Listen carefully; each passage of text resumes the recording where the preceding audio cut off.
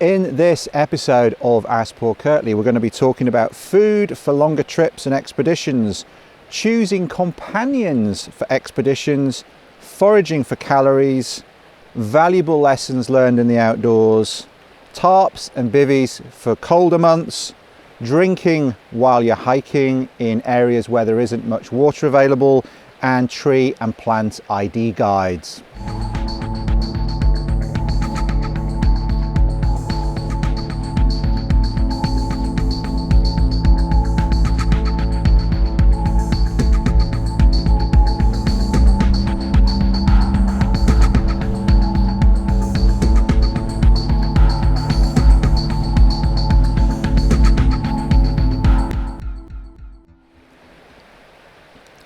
Welcome to episode 44 of Ask Paul Kirtley, and it's a few weeks since I last recorded one. It's been a busy few weeks. As you will have seen, if you follow my blog, you'll have seen all of the canoe trip footage from the trip with Kevin Callan and Justine and Ray Goodwin. If you haven't seen that 12-part epic series, it's really a lot of fun. Go over to my blog at paulkirtley.co.uk.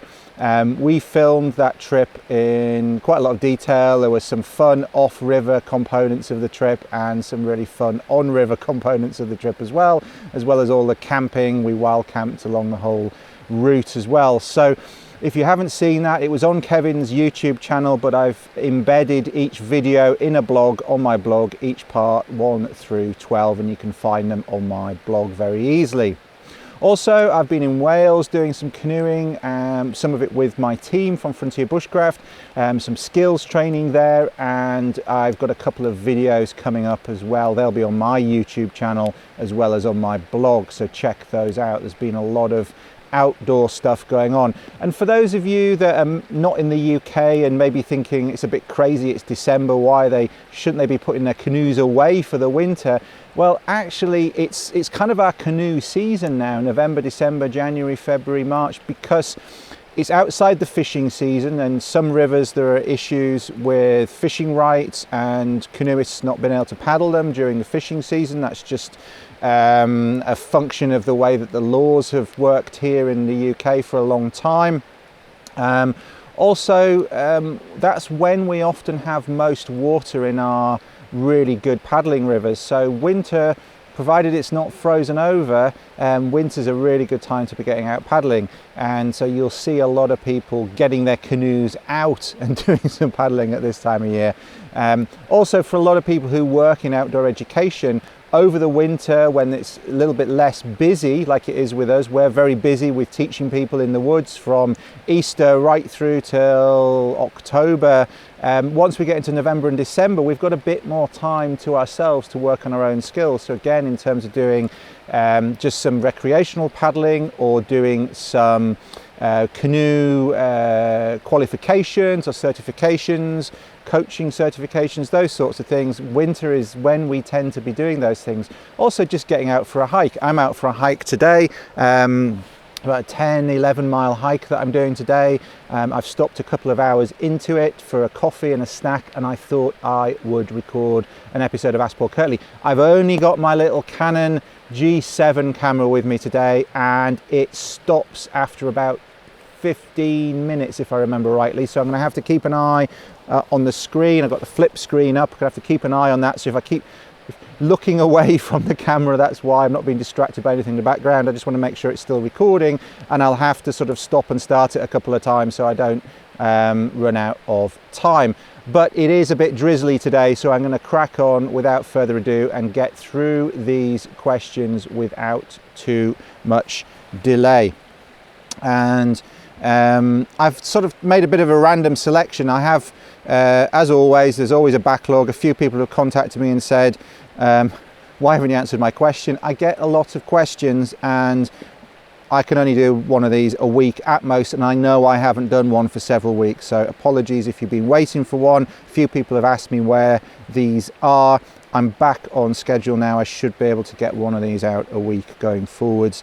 It's hard to record them while you're in a canoe. It's easier to record them when you're hiking. All right, food for longer trips and expeditions. So some of these questions are from very recently, some of them are from a while ago. I've just sort of selected them at random from the pool of questions, and I will continue to do that until I get through the backlog. So if I haven't answered your question, please bear with me.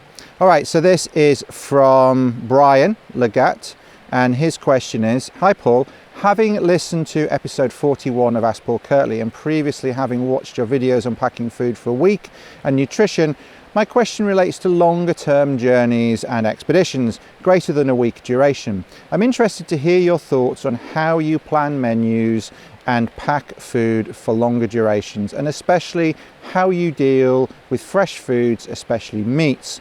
For the purposes of discussion, you might wish to consider breaking the question into two parts, one discussing self-mobile solo journeys on foot, and one discussing journeys where transport such as canoe, ATV or even horse are available to help take the load. I'm assuming that hunting or trapping fresh food is not a viable option. Once again, many thanks for the generosity of your content. Regards, Brian. Well, that's a really good question, Brian. As someone wants to say, I try not to answer bad questions. But that is a good question, and in terms of walking, in terms of self-propelled on-foot journeys, you're going to struggle walking more than a week or so carrying your own food.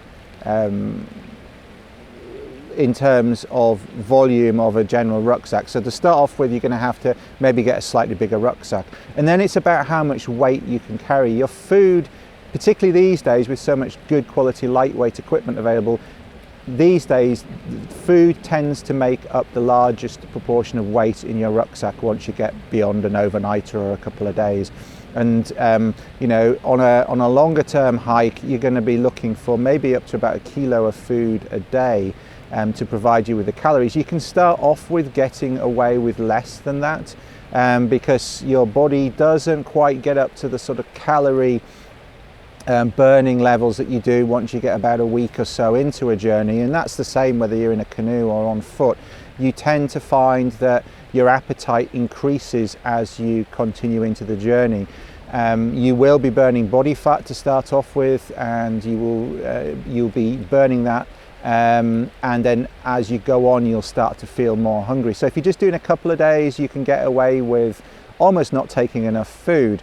Once you get into a week or longer, you need to take a bit more per day, and a general rule of thumb, particularly if it's a little bit colder, is 1 kilo per day. So you can think about how much weight you can carry in combination with your camping equipment and think about, well, how long can you go? Some expeditions in the past have decided to take 3/4 rations or half rations and just lose weight along the way, and that's another option. So you've got to decide how far do you want to go without replenishing, and that brings us on to the next thing of replenishing. If you look at through hikers who do long distance trails, everything from hiking something in the UK like the Pennine Way, which is getting on for 300 miles, right through to doing something like the Appalachian Trail in North America, which is nearer to 3,000 miles, you're going to have to get some more food along the way. That's just the nature of the beast. There is a limit to how much you can carry. There's a trade-off. Yes, you have to maybe deviate from your route less if you're carrying more food. Yes, you can just get on with the route, but clearly the more weight you've got on the back, the slower you're going to be. If you're carrying no food, you can travel much quicker, but clearly then you're going to run out of energy. So it's a balance between those two demands of not taking so much that you're a beast of burden underneath your rucksack, and not taking so much that you actually can't progress over the distance that you need to cover, and you end up with soreness, injuries, and of course you're going to burn more calories. The more you carry on your back, the more calories you're going to burn. So I would say work on the basis that you're going to carry at most of the time a week, maybe up to 10 days of food under normal circumstances, and then look at how you can replenish along the way. Can you post food parcels to a post office or a hostelry, a bed and breakfast or a motel or anything along the route, depending on where you are? Can you post something and leave it there for you when you get there? Can you have somebody drop something somewhere? Those are the sorts of things you want to be thinking about. Is there a store where you can buy supplies? That's the sort of thing you want to be thinking about. And there's been very good books written about longer term routes. Listen to the podcast that I did with Chris Townsend. He talks about some of the long distance hikes that he's done and some of the longest legs that he did in terms of carrying food and equipment. I think there was one where he was out for about 20 days in difficult, almost winter conditions, and that was one of the toughest spells. And that's kind of the extreme of what you want to be carrying on your back, really. In terms of canoeing, you can take a lot more when you're canoeing, but at some point, if you're portaging, you're still going to have to carry it. But you are generally not going to have to carry it so far, maybe a few hundred meters. The longest portages on some of the lake trips I've done are a couple of kilometers, so you might be walking the route with some gear, coming back, walking it with the boat, and if you're two people in a boat, for example, both of you walk it with your gear or food, come back, one of you takes the boat, the other one takes the rest of the packs and whatnot, so you're covering it in two. Some people do try and do it in one, but again, the more weight you've got, the harder it is to do it in one. And if you're in remote areas where the portage trail may need clearing, you don't really want to be tackling it first time with a boat on your head and all your gear on your back and trying to cut branches and clear logs and things that have fallen across the trail. You're just going to injure yourself. So best to walk the trail with a pack, maybe with an axe or a saw with you if it's likely to be blocked or potentially blocked if it's remote. Do that and then back and back again. So carrying 30 kilos, 40 kilos on your back for a kilometre isn't that bad, and particularly once you get into it. If you're doing a longer trip, you're going to get fitter as you go as well, and your barrels and packs are going to get lighter. So start off covering less distance, being less ambitious, and as you get fitter and as your stuff gets lighter, you can cover more distance in a day. So you've got to think about the distance that you're covering as well for the weight that you're carrying, even when you're canoeing. Snowshoeing with toboggans, similarly, you can take quite a lot with you. You can take a lot more food with you on a canoe trip or a toboggan trip than you can on a backpacking trip, because it's not on your back. Yes, you've got to haul it. Yes, you've got to make it move through the water, but there is less impact on your frame, on your musculature, on your joints, on your feet, and you can carry more weight that way. So in terms of what do you take with you? Well, it's really an extension of those things that you've already seen. On a 2-week canoe trip, what we tend to try and do is try and take some fresh food for the first week. So you could take some fresh meat, some fresh vegetables, and eat reasonably well like you would at home in the first week. And then in the second week, go on to the more dehydrated sorts of foods that I put in that backpacking article, where it was all of a menu into one side pocket.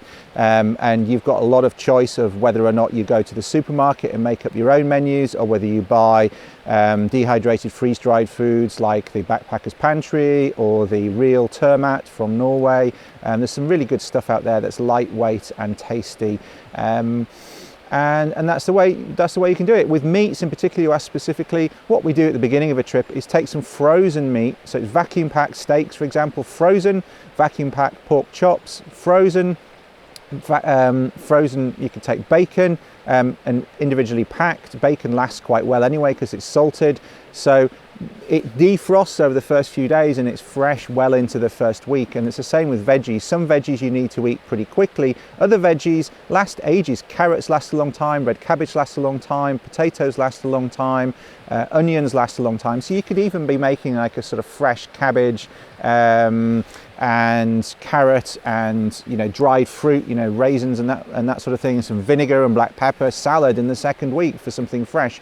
So you can, if you're doing a 2 or 3 week trip, you can continue to have fresh stuff as you go, mixed in with the dehydrated stuff. You can make breads which taste fresh, even if you're carrying the dried ingredients. If you're baking fresh bread, whether it's an unleavened bread like a bannock, or even flatbreads, or a garlic bread, garlic pan bread article on my blog, for example, you can make those well into the trip, you get fresh food that way, fresh tasting, fresh cooked food, rather than just that sort of stodgy, dehydrated stuff. Start off fresh, intersperse with some longer lasting fresh stuff, and make some stuff in camp as you go as well. That's what I would do on a canoe trip. Winter camping, similar. You can, if you're in a heated tent, you can make some really good meals from you can put things like sweet potatoes and other vegetables on a dehydrator before you go, and make some really nice stews. You've got long evenings in a heated tent. So there's some ideas there for you, Brian. Hopefully that helps. If you've got more specific questions, ask away. Thank you. Okay, next question coming from Brian Trubshaw. This is a question about companions on trips. So we've talked about food for trips, now we're going to talk about companions for trips. And that's just coincidence, just the way that I've chosen these at random. This is a question back from September. And I think we've had a bit of a conversation about this since Brian. Brian came on our River Spey trip in early October with myself and Ray Goodwin, and we had a somewhat similar conversation to this question. It's not exactly the same question that you asked, so hopefully this gives another perspective as well. So Brian's question is, hi Paul, hope you're well. Here's a question regarding who to take with you on an expedition or trip. As I move forward in the outdoors, I want to take on more and more challenging expeditions. So something I'm beginning to give more thought to is who I would want to go with, as I will obviously be relying on these people for teamwork. Obviously you want to get on well with these people, and I assume now you are surrounded with people of high levels of experience. But was there ever a time when you had to look at the attributes of people around you? And what were you looking for in these people? Kind regards, Brian. Well, that's another excellent question. You could probably write a book on that subject, really. There's psychology and all sorts involved there. But one thing I would say is, I think you've always got to think about people that you might ask to join you on a trip that you've got in mind. And it could be that you ask them quite early on and you form the trip around each of your aspirations and what you want to achieve, or it might be that you envisage the trip yourself, sort of Shackleton style, and then put men needed for arduous journey, etc., etc. So it kind of depends, but I think however you do it, whatever level you're at, you're still going to have to think about the right sort of characters, and they clearly need to get on with you, but also they need to get on with each other. That can be an issue as well. So I think the better you know people, you can start to select, well, that guy, he's good with everybody, that guy, he's not good with that type of person. You can start to understand the combinations that are going to work. So it's a little bit like picking a team for anything, whether it's picking a team for football, picking a cycling team, picking a team for an adventure race, or whatever it is you're doing. You're going to look at different people's strengths, different people's attributes, where they're good, where they're strong, and choose accordingly. I think the other thing as well to remember is it isn't just about diminishing the negatives, it's also about emphasizing the positives. You can end up with a team on a trip that is stronger than the sum of its parts. Jimmy might have a weakness, but Dave may have a strength in a complementary area, and as a team you're going to be stronger than if you didn't have Dave or the other guy on the team at all. So that's another thing to think about. So you've got to look at what you're trying to achieve, and then I think you've got to take it on a case-by-case basis in terms of understanding the right sort of people. Now, as I say, clearly the better you know those people, the better chance you have of making the right selection. So it's possible that you want to do maybe some shorter trips with them. If you've got a big trip in mind, it might be a couple of weeks trip in a wilderness somewhere. Maybe you do a weekend trip a bit closer to home. Not exactly a selection, but if you're doing a hiking trip in in a remote area, maybe you go out and do a couple of nights out in the Lake District, for example. going uphill, down dale, just to see whether they cope, just to see whether they have the same sort of motivation that you have to get going early in the morning and, you know, endure the conditions that you're willing to endure, or whatever it is. And maybe you can experiment with different combinations of people, and then once you've decided upon a group to do a trip, then maybe you have a few training weekends as well, so that you're all on the same page with how things work, in terms of make sure everybody's equipment's right, but also that everybody knows how to use the equipment, that they know how to work together, that you get sort of tenting arrangements and get roles in camp sorted and all those sorts of things. And if it doesn't work, then you reserve the right to say, hey guys, this isn't working, we need to change up, and you've got the opportunity to discuss it and change up. Or you've got the opportunity to say, actually guys, I'm not happy with this, I think it's going to be a disaster, let's change the trip, or let's agree to maybe do a different trip together, or agree that it's not right for you. And I think most people, if they're honest with themselves, if you come to that quite a stark conclusion that it's really not right for them, if they're honest with themselves, they'll probably agree. It's either right for them or it isn't. In terms of personality, I think we all have to make our own decisions about who we're going to get on with, if we're talking about that. And we had a bit of a discussion about that on the Spade, didn't we, about the type of people that are going to pull their weight on trips. And that's always going to be the case. That's always going to be the case. Whatever level you're at, some people are going to pull more weight than others.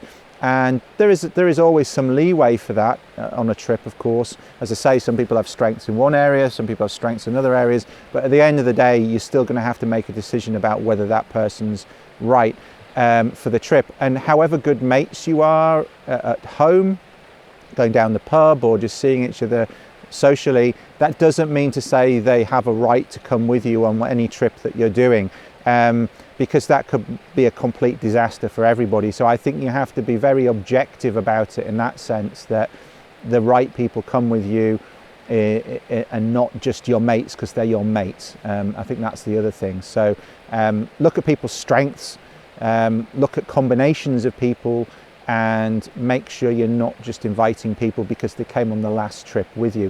You might only ever do one trip with some people, but they might be amazing trips, and then you move on to other people that have got the right attributes for a different type of trip that you want to do. Because don't forget, they can go off and do trips with other people as well. It's just you come together with the right people to do the right trips, and that's the best thing for everybody. So hopefully that helps. I know it's a little bit umbrella, you know, helicopter view, but hopefully that gives you some frameworks to work in.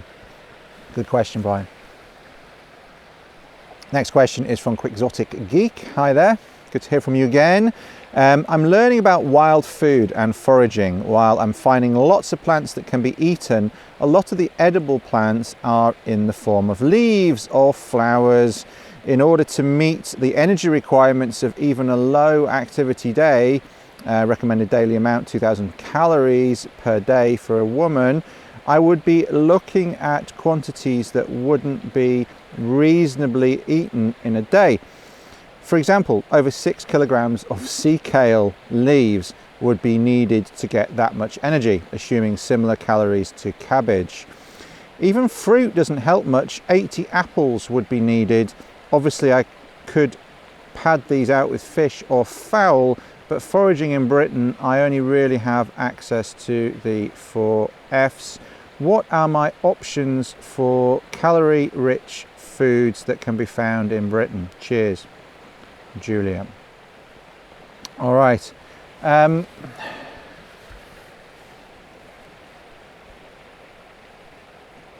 Yeah, it's you've kind of hit the crux of the problem with and cut through the romantic idea of foraging, particularly foraging in a modern agricultural Northern European country where the landscape is quite devoid in some ways of natural foods. If you think about the amount of space given over to fields, either for cattle and sheep or crops, there is no wild food growing really, apart from perhaps around the margins.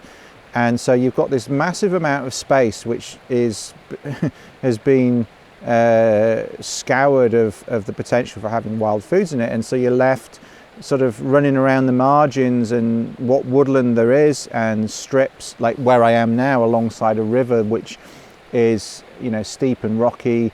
You know, not so much that you can't get down here, but it's not somewhere that you're going to farm, and therefore it's natural, it's left to its own devices, and you're going to get more of a natural spread of trees and plants here. And I think that's the first thing to recognize.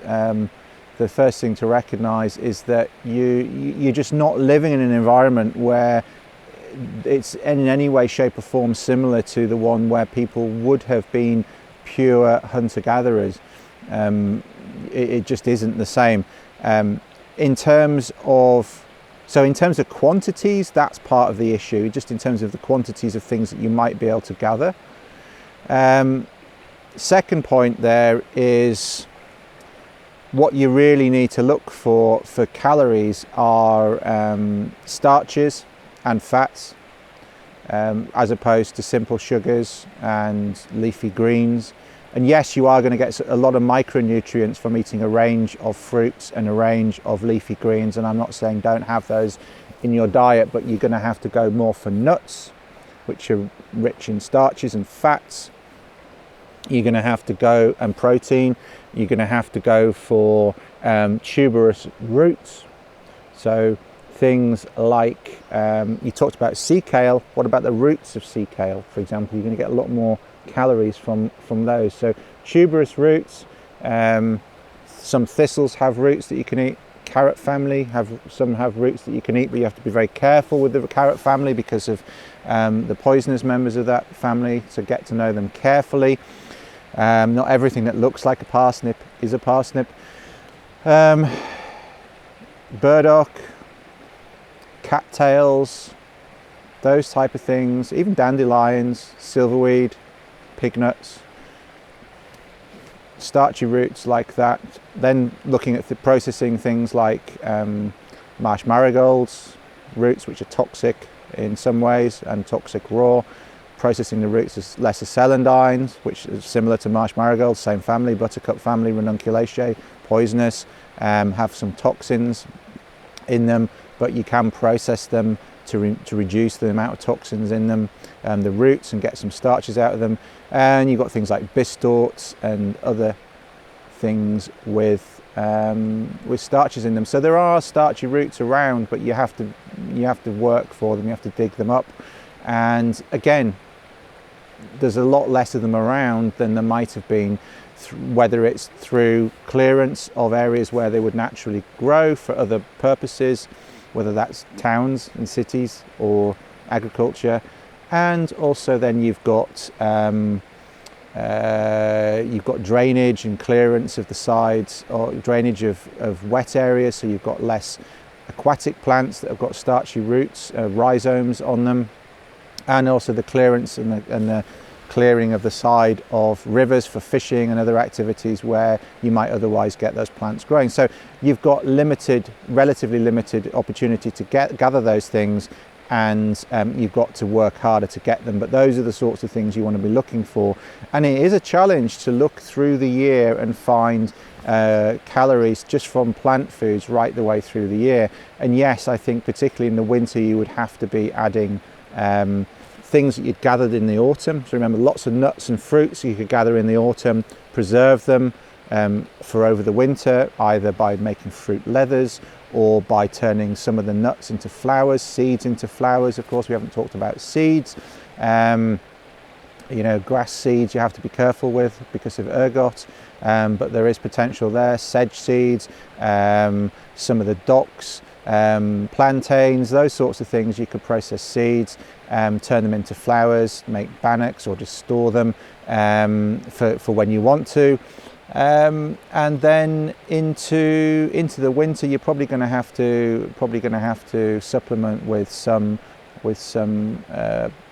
animal foods as well. And don't forget fishing as well. Fish are a good source of fat and protein as well.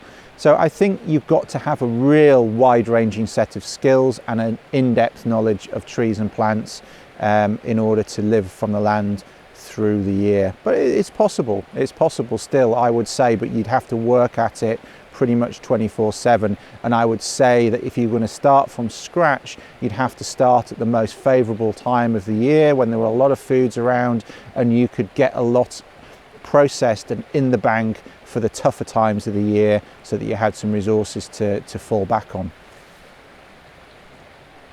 So keep learning your trees and your plants for food, because there's a lot of potential out there. All right, next question.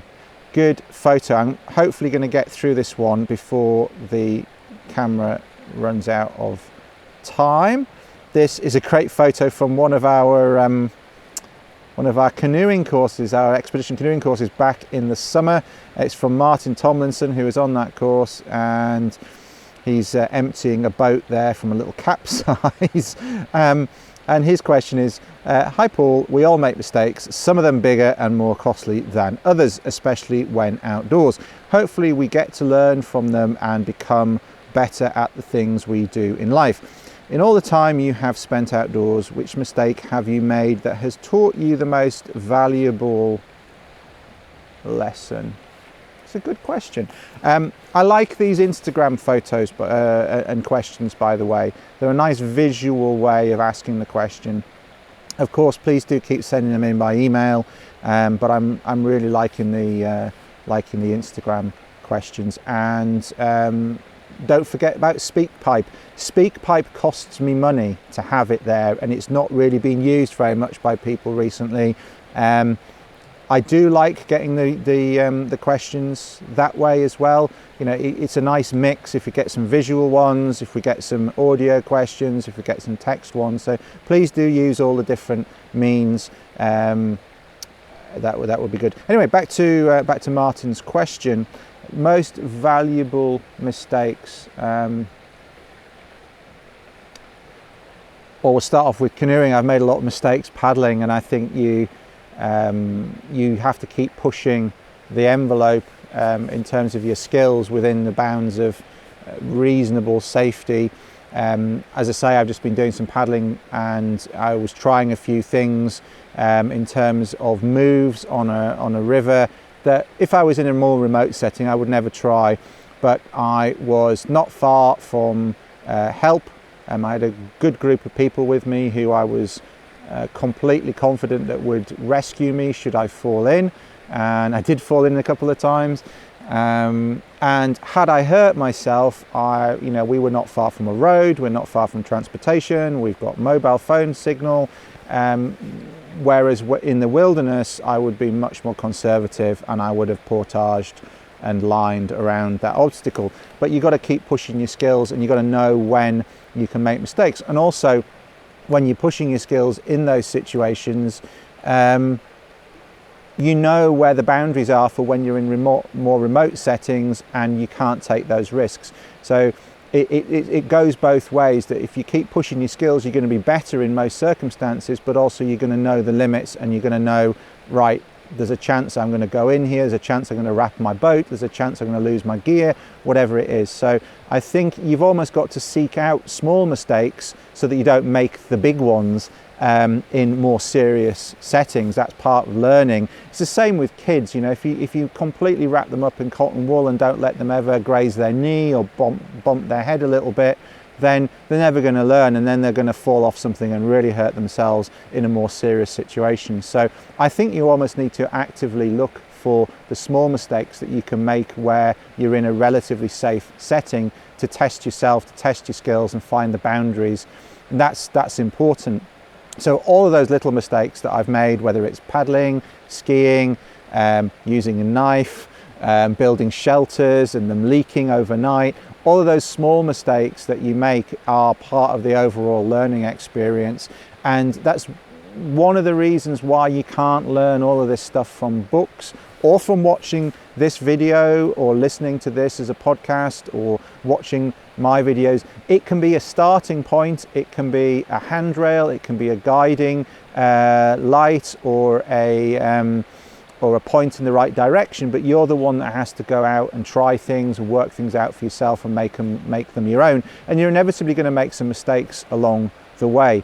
And I think you have to accept the fact you will make mistakes, and then when you do make a mistake, I think you should then reflect upon why that mistake happened, why it was a mistake, why are you even thinking about it in the right way? Was it a mistake?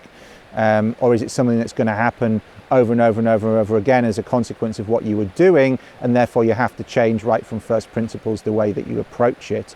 You know, just you know, for example, some knife techniques are inherently unsafe, and you know, maybe you shouldn't be doing that for that outcome that you're looking for. You have to just use a different method. Just, you know, it's not that you made a mistake using the right method, you were just using the wrong method in the first place. So having some reflection on what you're doing when you make mistakes, I think is super important. And then if you want specifics, getting cold and wet, not taking enough food on trips sometimes, you know, it's like Brian's question at the beginning about food. That has been an issue sometimes. I've got the food wrong. I've tried trips where I haven't taken a stove and I haven't cooked on a fire, and I've eaten, you know, everything cold, you know, lived off flapjacks and cold cereal and that sort of thing. And you know, I've tried lots and lots of different things, and they're not always necessarily mistakes. It's just some things are more successful than others, some things are more comfortable than others, and you get a range of different experiences. And so you know, okay, if I need to achieve this, I can do these things. I can save weight this way, I can save fuel this way. It's going to be uncomfortable, I'm not going to enjoy the food as much, but that's going to allow me to cover the distance because I'm not carrying these things.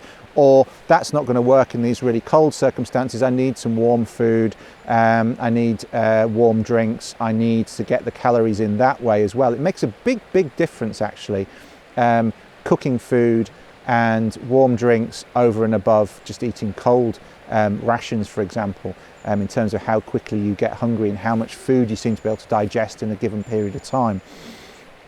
So all of those things, you know, I think one of the big things that took me a while to learn was not biting off more than I could chew in terms of distance. It's very easy to look at a map and go, oh, I want to go from there to there, and then trying to cover that distance without really properly appreciating the gradients, the height that you have to climb, the tough weather conditions that might be in those areas, and then really giving myself an ordeal just because I was overly ambitious for my given level of fitness and experience. Those are some of the hardest lessons, but some of the most valuable lessons.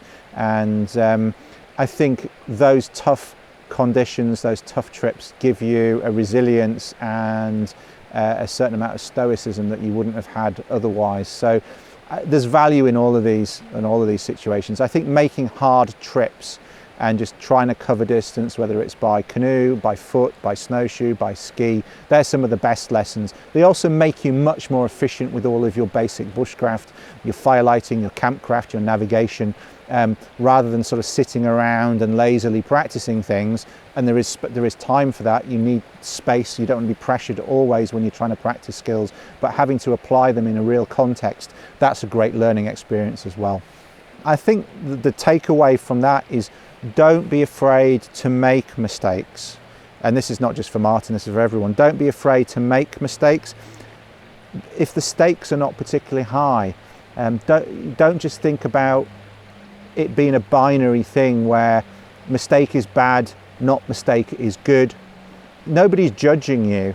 Nobody's judging you. It's about you being the most proficient person you can be in the circumstances that you want to put yourself in, and or the circumstances you might find yourself in. And making small mistakes or taking chances where the stakes are low but the potential for learning is high is really valuable. And that's how you progress, that's how you move along. If you're constantly frightened of making mistakes, you won't make much, if any, progress at all. So the fact that you capsize near to shore, you're going to learn a lot from that, and that's a lot better than capsizing a long way from shore in a very remote place if you've learned how to avoid that happening. So all good stuff, lots of good stuff to think about there. Hopefully that's a valuable lesson in itself. All right, next one. Now, we've talked about tarps and bivvies a lot. so I'm not going to dwell on this question, but it is seasonally relevant.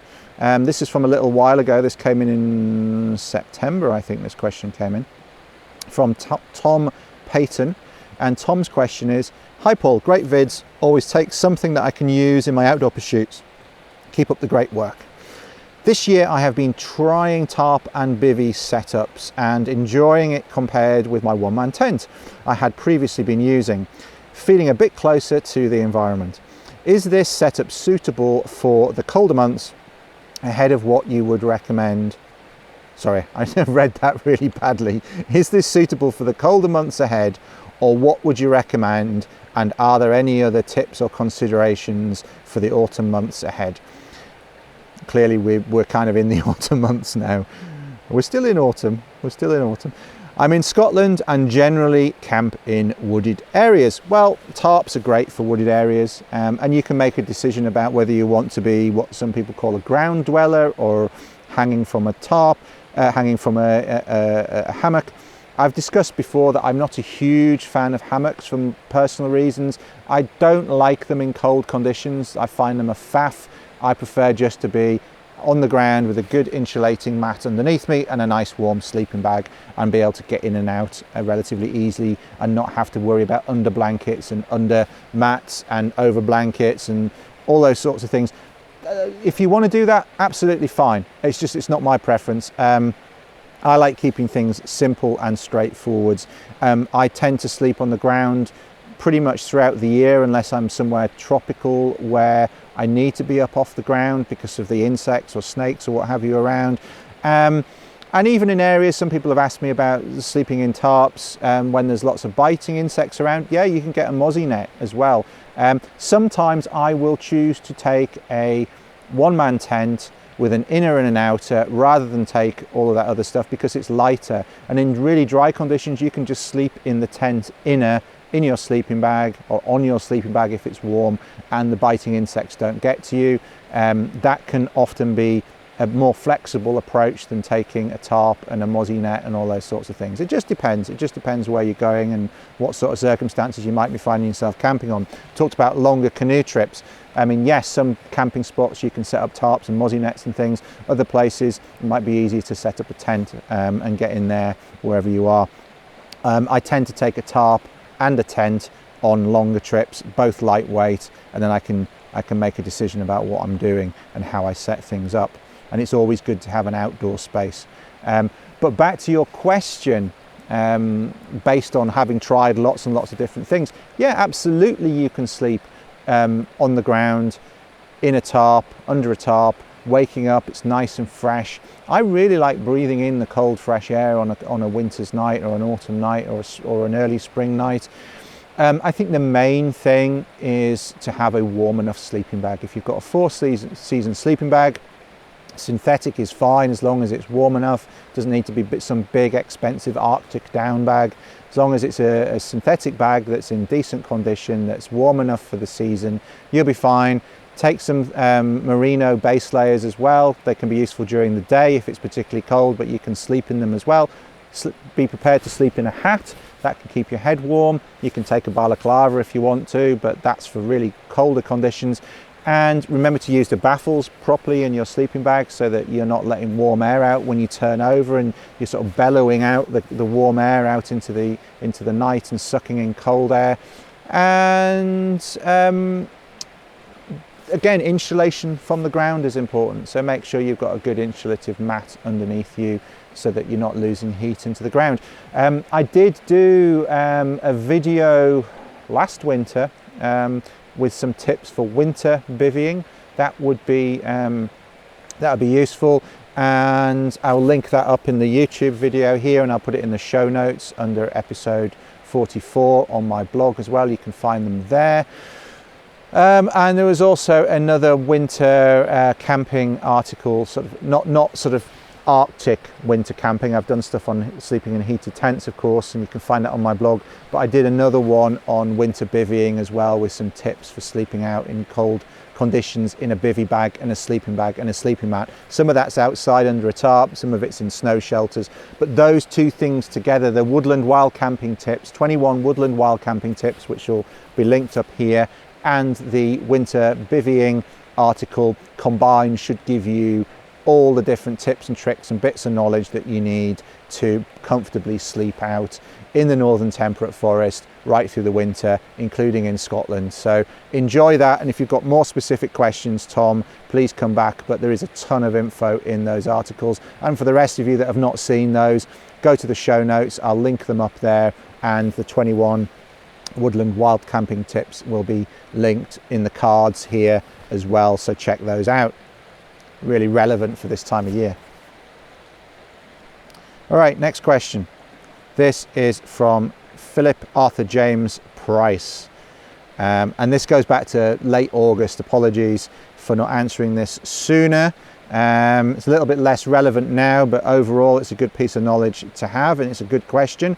The first question isn't the main question. Why is it always decent weather on your videos? Well, it was raining a little bit earlier when I started filming this, but I don't mind being out in the rain, and clearly I can put a tarp up. The problem is, as anybody that uses cameras and microphones will tell you, cameras and mics don't really mix with a lot of water, and so filming in the rain is the difficult thing. Being in the rain is not so hard. Filming in the rain is harder, both from a sound perspective and just a general lenses getting moisture on them, and cameras getting moisture in them. Generally not great, so often we're filming when the weather's good. All right, so the main question here is, on a serious note, I'd appreciate your thoughts on water consumption when tramping. Is it best to take a reasonable draft of water when setting off, then maintaining your hydration levels with regular sips? The reason I ask is, whilst on a 3-day trip to the Nida Plateau in Crete last month, I really struggled to stay hydrated given the small amount of water I could carry. Fortunately, I did have enough just to last a full trip, but I was wondering if you knew the most effective way to stay hydrated given a limited supply of water. Keep the videos coming. Warm regards, Philip. Yeah, it can be really tricky, and you wrote that in August, so you'll have been doing your trip in July, and July in the Mediterranean is hot and dry. So yeah, I drink a lot of water in the mornings. If you're camping somewhere, I don't know the specifics of the route that you've done, I've not done that route, but generally, there's a general point when you're hiking. If you can drink a lot in the morning, it will make a big difference to how well hydrated you stay for the rest of the day. If you start the day off feeling dehydrated, maybe a bit of a headache, you're only going to go downhill from there if you don't get plenty of water in during the day. So if you can drink a litre of water minimum in the morning, just fresh water, get it down you, that will help your body regulate the moisture through the day. Whereas if you're trying to play catch up the whole time, you're going to struggle. So if you can, and it's most likely that you're going to be able to get water where you're camped, because you're going to plan your campsites. That's the thing to look at. Can you plan where you camp based on where the water sources are going to be? That's generally what you're going to have to do on a hiking trip, because you're going to need some water for cooking, perhaps you're going to need some water for drinking. On a longer trip, you're also going to maybe need a bit of water for washing. 3 days you can get away without it, but certainly on a longer trip. And so plan where you camp based on water sources, and then drink as much as you can in the mornings before you set off, and then as soon as you get to your next camp, try and get as much in as you can. Even on a canoeing trip, where we're surrounded by water all day, it's a pretty dire canoe trip if you're not surrounded by water all day. While we might use something like a Expediton pocket filter to get some water at lunchtime, you're paddling a lot of the time and you're moving and you need to cover distance, and we tend not to drink as much as maybe we should, because it's, you're paddling, it's hard to stop and drink.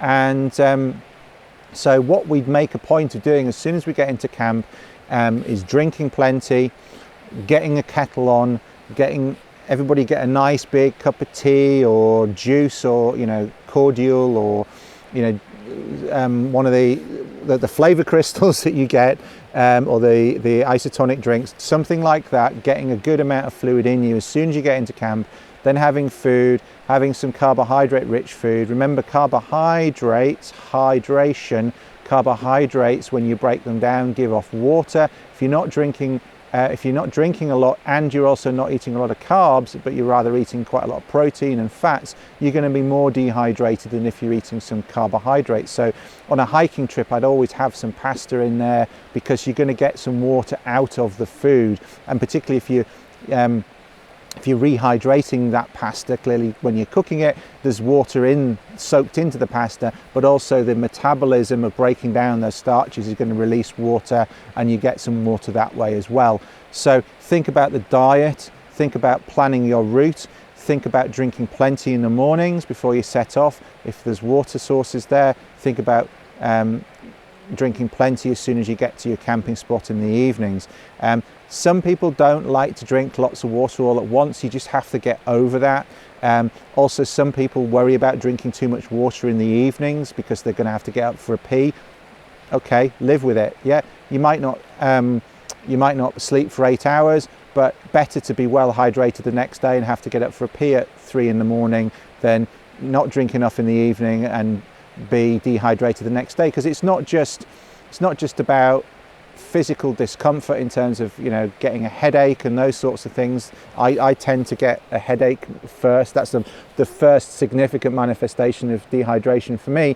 It also lessens your physical performance quite significantly if you're not well hydrated. You know, a couple of percent of dehydration can give you sort of 10, 15, 20% drop in physical performance. So if you're on a strenuous hike, you also, just in terms of efficiently covering the ground and not driving yourself into the ground, you want to stay hydrated that way as well. So those are some of my thoughts. Plan your route, plan your diet, make sure you've got enough capacity to carry water between where you're going to be camping and where you're going to get water. Even if that capacity isn't full all the time, there might be one leg of your route where you really have to carry more water than you normally would.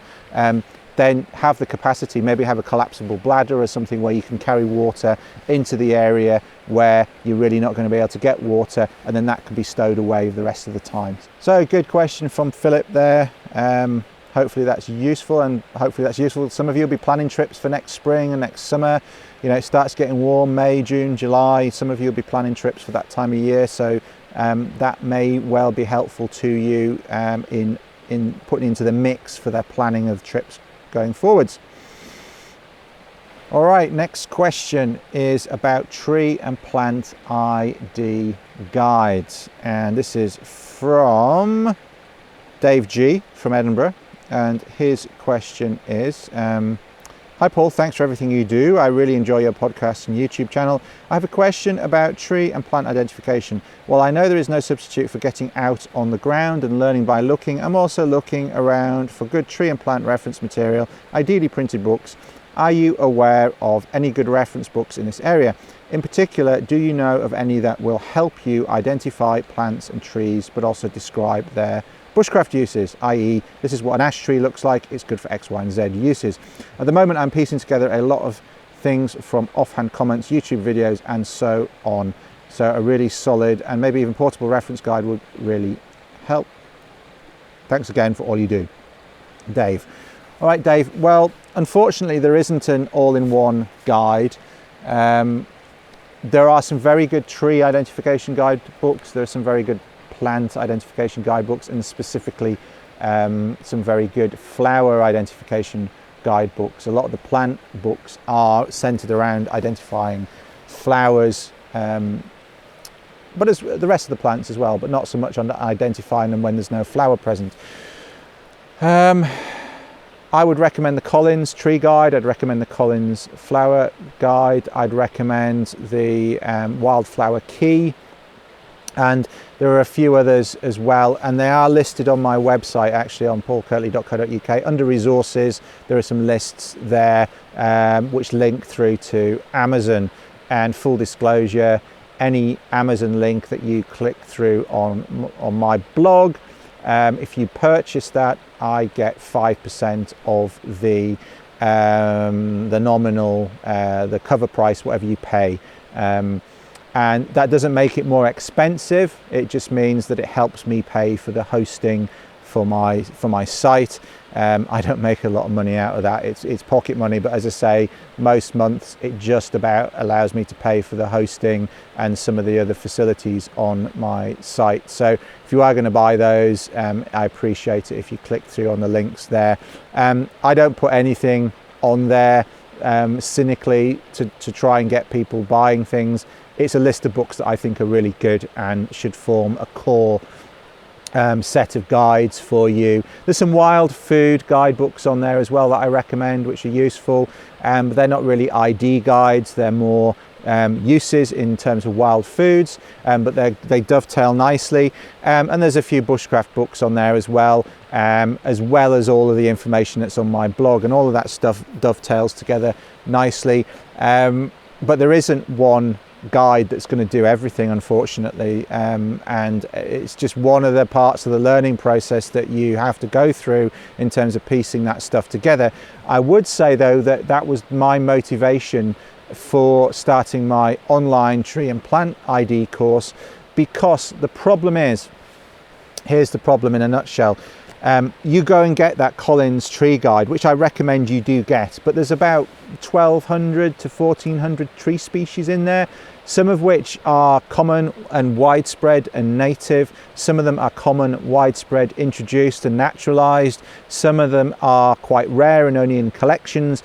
And if your baseline knowledge isn't great, you're going to spend a lot of time working out whether something that you found is something rare or something common, and there's no filter there. So what I did was looked at my knowledge of bushcraft and listed out which of the trees and the plants that are really useful. Which of them are really useful for fire, really useful for carving, really useful for food, really useful for utility, making cordage, making traps, all the different things that we might use them for, making withies, making general things around for campcraft. Some things are better than others. Some species are better than others for feather sticks. All these things. There's a relatively limited number of species which are going to give you a huge amount of utility and food uses in northern temperate and boreal, which is where that course is focused. And so rather than you having to learn hundreds of, if not thousands of species of plant and hundreds, if not thousands of species of trees and shrubs, I've narrowed it down to these are the ones that you really need to know. It's like the 80-20 principle. These are the ones that you really need to know for your core bushcraft and survival knowledge, and that's what we concentrate on, teaching you how to identify, as well as going through some of the uses in that course. Now, if you're interested in that, and this isn't meant to be a sales pitch, but it's a common problem, and one of the reasons why I put that course together was because people kept asking me that question. How do I know which trees and plants I learn to identify to improve my bushcraft and survival knowledge? So I put that course together. It's been successful. People have learned a lot from it. I've heard from just a few people this week saying they had a conversation with a tree surgeon on a level of very good tree and plant knowledge that they wouldn't have been able to have at the beginning of the year. People are, mostly around Europe, including the UK and into Scandinavia, as well as some people in North America. I've even got people on that course that are in Australia, because there's a lot of our native species which are common and widespread that are planted in parks as exotics down in Australia and New Zealand. So people down there are even learning as well. But at its core, it's about northern temperate, so Britain, Northern Europe. Does go down into the Med, some of the species we look at, as well as up into Scandinavia, up into the boreal, relevant in North America as well, northern United States and into Canada, and it's going to give you a really good baseline. If you're interested in that, it'll be open again in the new year. Just make sure you're on the mailing list on my blog, and I will send out, when that's going to open, I'll just send out a quick email saying it's opening soon, let me know if you're interested, and then I'll send you more details. That's when that will be out. So by all means, go to my blog, click on resources, there's lists of field identification guides, list of wild food guides there. You're going to get a long way up the curve just with those guides. The Collins guides in particular are relatively portable. A couple of those in your backpack, going to give you like a couple of bricks maybe in your backpack, but that's not necessarily a bad thing, a bit of extra training. And they're going to be very, very useful for you being able to identify things in the field. And then, as I say, if you want to really hone down on some of the species that are massively useful for bushcraft and survival in a lot of detail, then you can jump on that course with me in the new year. That opens once a year and then runs through the year with 12 modules and live webinars, so like tutorials with me on the internet throughout the year to help you keep going through the course. So that's that. So hopefully that helps. Some cheap and portable options on my blog, and a more bespoke option if you want to take it in the new year. And that's that, and that's the end of the questions for today. If I could ask you to check out my Instagram feed. I'm focusing quite a lot on Instagram at the moment. I really like it, both in terms of putting up 1 or 2 really nice photos a day that are helpful or inspirational, or just sharing where I am and what I'm doing.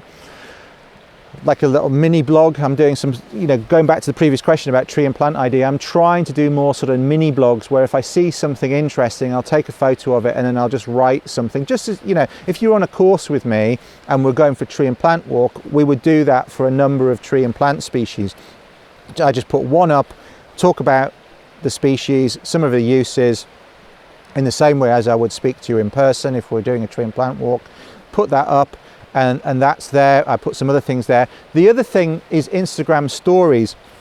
I've been using that quite a lot. In the way I experimented with the Snapchat earlier in the year, and I didn't find I was getting a lot of traction with it. And also I was finding it quite hard work in terms of the connectivity where I was. Often wouldn't upload properly. I tried to do some virtual tree and plant walks with it. It didn't always work so well. One worked very successfully, but some of them just didn't work very well. The video quality, once it was uploaded, was quite jerky.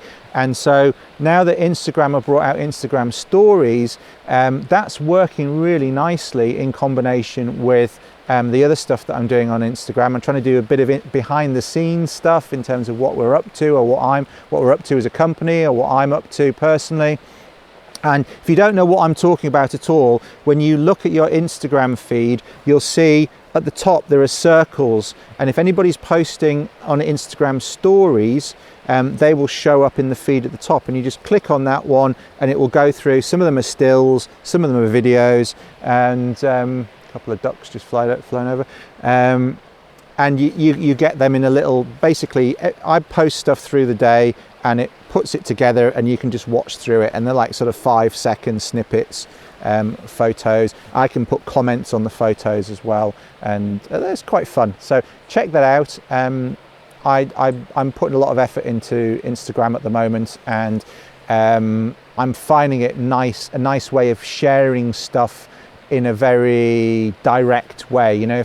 I do try and put stuff on YouTube. I do try and put stuff on my blog, of course, and I've been doing that for more than half a decade now with my blog. My blog's over 6 years old now. YouTube channel's a bit younger than that, but I've been putting stuff up consistently. But it takes time. It takes time to edit a video, it takes time even to produce these, it takes time to write an article, and there's so much stuff that I see that I want to share with people that I'm finding Instagram is a great way of doing that. More so than Facebook, more so than Twitter. I am active on those platforms, but I think as almost like a mini blog platform, I'm finding Instagram very useful for that. So I'd love to see you there. Please comment. More comments on the Instagram stuff. Always nice to hear from people there. You can private message me on there as well if you want to. So that's that. That's my call to action for today. I'd love to see you on Instagram. It complements what we're doing here very well. It's a very visual format. And so if you're listening on podcast and you want to see more of what I'm up to, see more of the things that I'm seeing, Instagram's a great way of doing that. If you enjoy seeing the stuff here on the video. If you're watching on video, you're going to see more stuff over there on Instagram. So I'll put my Instagram name up here again. It's just Paul Kirtley. You can find me easily. I'll link it up underneath the video. I'll link it up in the show notes. It's in the sidebar of my blog anyway, my Instagram profile, and I'll see you there. And I'm at the time of speaking, I'm almost up to 5,000 followers on Instagram, which is quite small by some people's standards on Instagram, but I think I will, just thinking of a suitable prize, I will have some sort of giveaway for the 5,000th person that joins. Yep. So that joins my following, as it were. I'm not making much sense now. I've been speaking too long. Right, the camera's about to die, and I'm going to carry on walking now because I've cooled off quite a lot in the meantime. But nice to make another Ask Paul Kirtley. Thanks for your patience, those of you who've been waiting a few weeks for these, and I will see you on the next episode before too long. Take care. Enjoy these short winter days if you're in the Northern Hemisphere. Enjoy the long summer days if you're in the Southern Hemisphere. Take care. Cheers.